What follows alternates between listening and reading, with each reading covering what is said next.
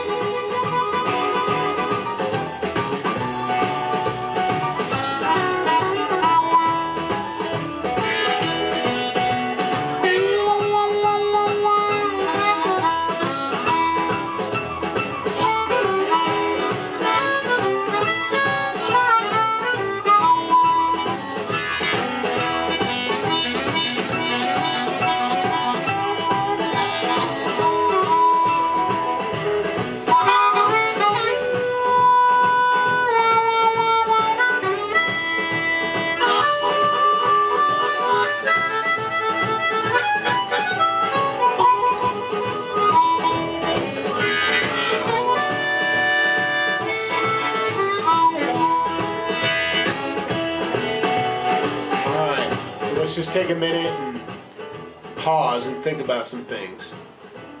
Step number one, make sure you got the right key harmonica. If you're going to play cross harp, make sure, or whatever position you're playing on the harmonica, make sure you got the right key harp in your hand for what you're trying to do, to play to the music you're playing to. Seems obvious, but do a little digging, do a little research if you need to. Again, we're in the key of E, so I've got an A harmonica. I'm just playing in cross harp.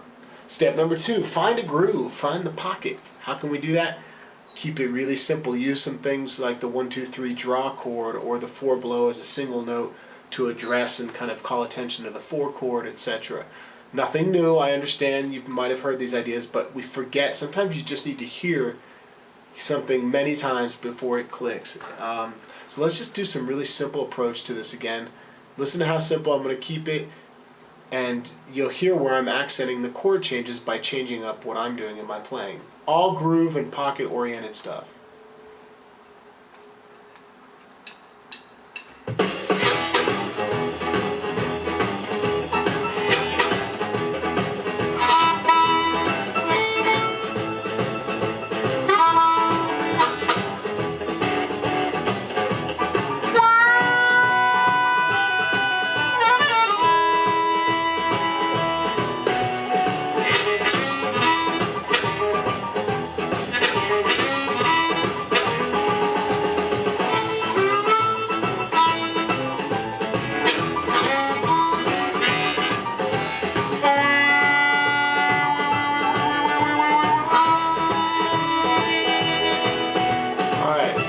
Take a little break, pause for a minute. What did I do? I just did the 1-2-3 draw twice, going yuh, yuh on the inhale. Right? And then The second time I came around to it, I actually added 2 blow, 2 draw.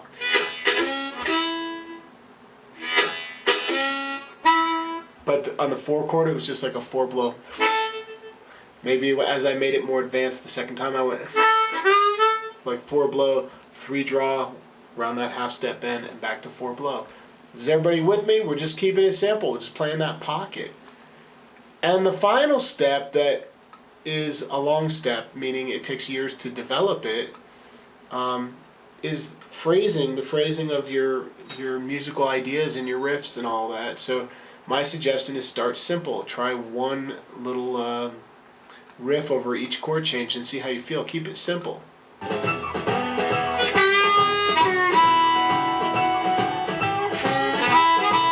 Here comes the 1 chord.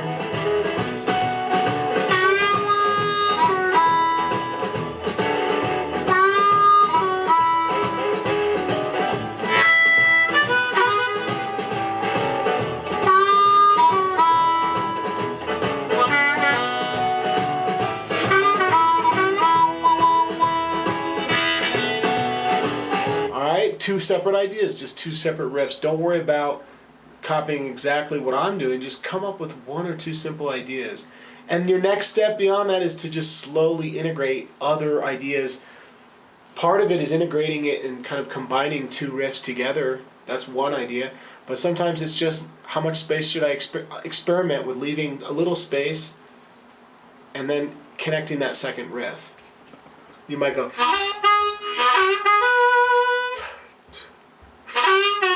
connect like a little call and answer riff, or you might go sounds like one idea, but really they're two together. So there's a couple ways to do it. You can keep moving.